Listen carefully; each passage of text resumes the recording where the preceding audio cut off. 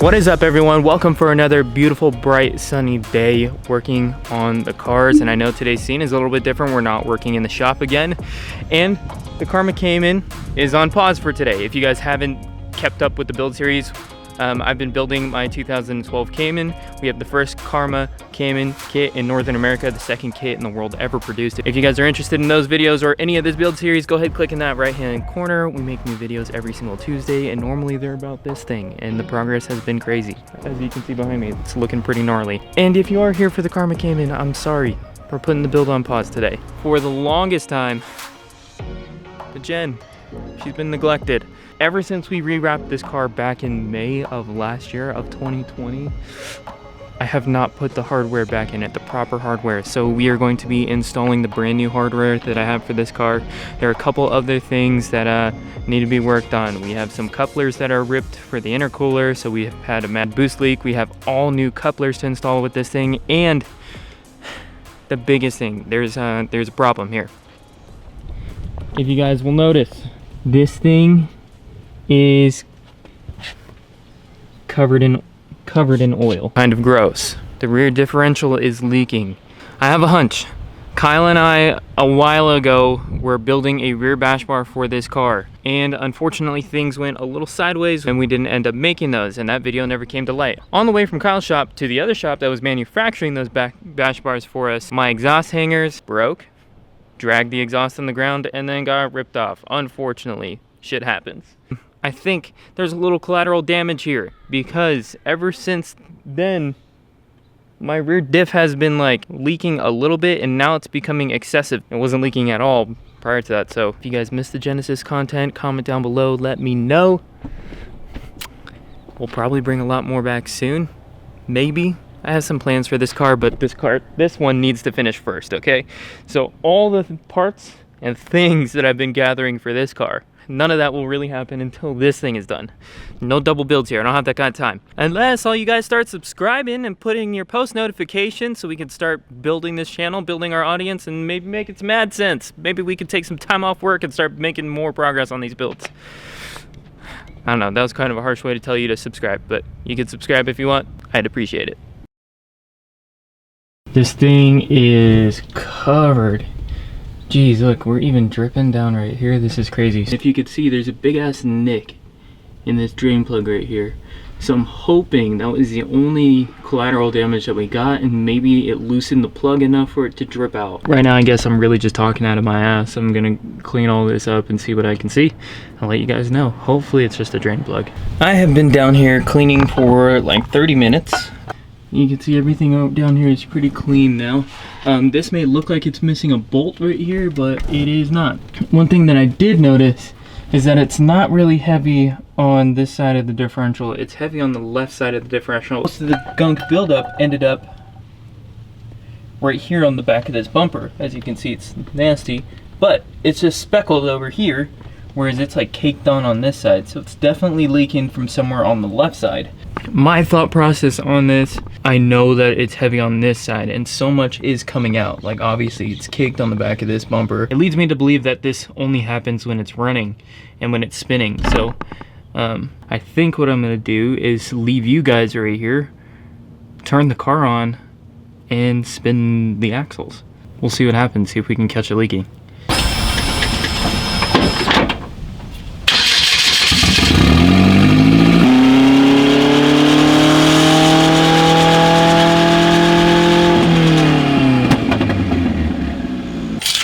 Okay, so we got the wheel speed up to like 100. It didn't leak. How is this even possible? Tightened up all the bolts in the differential. I went around the whole face. I'm just gonna try and monitor it, figure out what that problem is throughout the rest of this week. With that out of the way, let's start getting all the other stuff knocked out. Let's start, since the rear is already jacked up, let's work on the rear fender flares and installing the new hardware. As you guys can see, right here, look at that. Pure laziness. I have no hardware in this bumper whatsoever. And then I still have these. So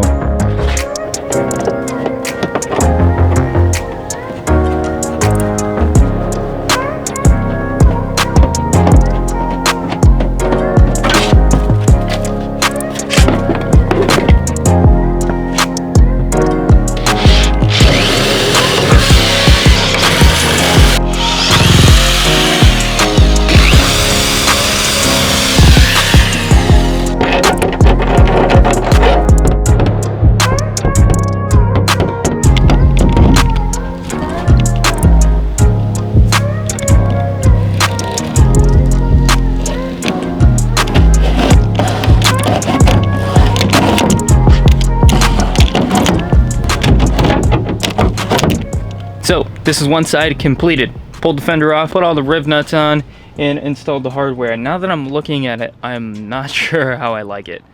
Comment down below, tell me what you guys think. I like the dress-up hardware. I just think that it's a little too big. So these are an M6 right now, and this is what it looks like with a cap and a washer. And this is what they look like. I don't know. I think they look good, like the screws themselves and the caps. I just kind of think they're a little big. What do you guys think? It looks like they're magnets on it. I don't know. They don't need to stay this way. I can use a different set of hardware. I have these ones right here, which this is all it would be. No dress-up hardware. It's just like a nice bolt with a beveled edge. They look good. I don't know. Comment down below. Tell me what you guys think. So what I've gone ahead and done here, I did this whole driver side. Ended up taking them out and just doing these ones. These were the other ones with the beveled edge, or the beveled top, like I said. I think these look much better. The other ones were just, they're too big. They literally look like magnets. I couldn't get over that fact. What I'm gonna do right now is I'm gonna drop down the rear, jack up the front, do the front, do the intercooler piping, and she's gonna be rocking with some new hardware.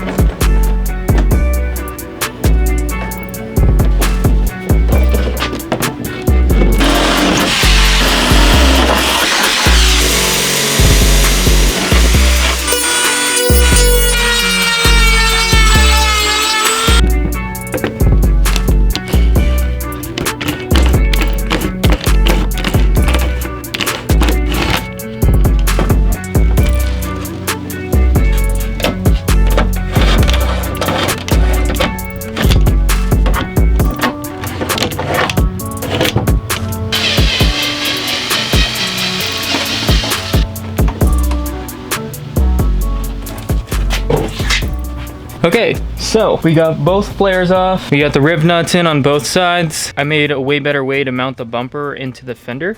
What I've been having a real bad issue with is, I think it's the bumper. The weight of the bumper being mounted to the fender is actually causing it to twist and warp. So what I did here, I have put 2 riv nuts in on both sides. So now it should not only pull this side, but this side. So equally, it should mount to this thing pretty well. Okay, enough about the bumper and all that stuff. The meat and potatoes. What is my problem here? These things are, for lack of a better term, yeeted pretty badly. These are just absolutely obliterated from one time when they hit the ground getting onto a tow truck. As bad as this one is exactly the same, like trashed completely. So yeah, I'm probably gonna do a new intercooler soon too, because this one is ugly. And these brackets are god awful. They're ugly. I need to make new ones for sure. Is that a today project? Probably not.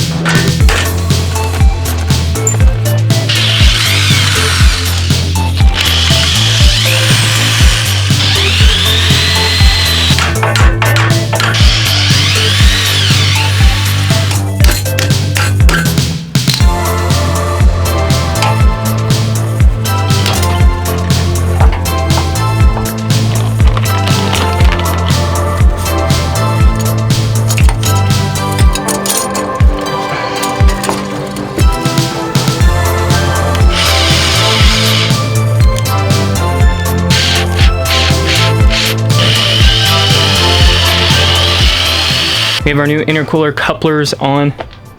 Everything is done.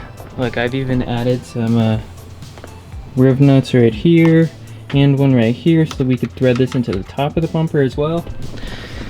This thing's gonna just be put together. I still need to perform a boost leak test because I need to know if anything else is leaking. I have a funny feeling like the intercooler may be leaking, specifically because, like I said, this hit the ground of a tow truck. I don't think it should be cracked, and if it is, I'll just get another one. Something is just not performing properly because it's not building boost all the way. We just made this thing way more stout. It's like crazy it took me this long to like finalize all these little pieces on this car.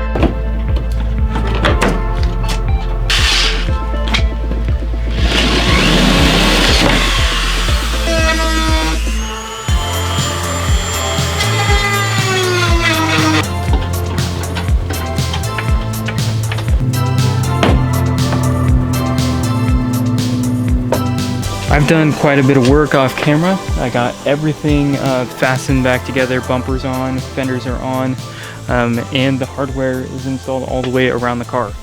It looks great. I am kind of glad I did this instead of the other ones. The other ones didn't go to waste though. Even though I did think they looked like magnets on the fender, I think they look great inside the engine bay. I ended up being able to repurpose these as like some engine bay dress-up hardware. Look at these things actually came out pretty cool. They're black chrome, so they look pretty good. Right here to mount the bumper, looks pretty good. To mount the headlights, and then to mount our fuse panel over here. The next task that I'm going to be working on, again, more cosmetic stuff, just actually bolting things into the car properly. I got to measure from here to here, build a bracket because these holes are a little bit too big for the M5 hardware that I want to use.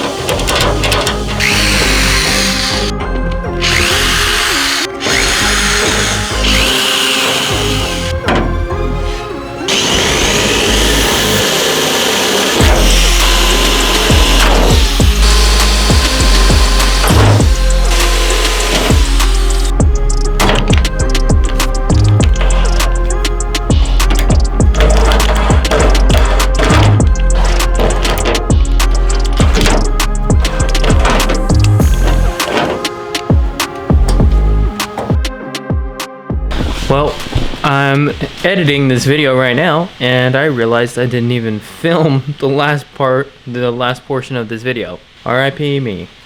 Well, it was a fun day hanging out with you guys and working on the Genesis. Finally, I got to installing all the hardware fully, like putting this car back together since we wrapped it back in May of 2020. It's been a long time. There are a couple other little things that I gotta work on to restore the Genesis, to say, because this is a car that I did build to drive, and I did drive it. There are a couple things that are broken that need to be fixed, and that's all right. Let's build it, break it, fix it, repeat. That's the life. That's the motto. Next week we'll be working on the Cayman again. This is future me. I already worked on the Cayman. I already know next week's video, like, that's how far ahead I am and how far behind these videos are. But yeah, thank you guys so much. If you guys like this content, please drop a like down below. It's something that really helps me out with this whole YouTube algorithm to try and grow and move towards our goal for 100K. Also, don't forget to subscribe. That's a big, huge piece to get into 100K, not just the likes. But again, appreciate all the love and support that you guys have been giving me. I'll catch you guys next week in the next video. We're out of here. Peace.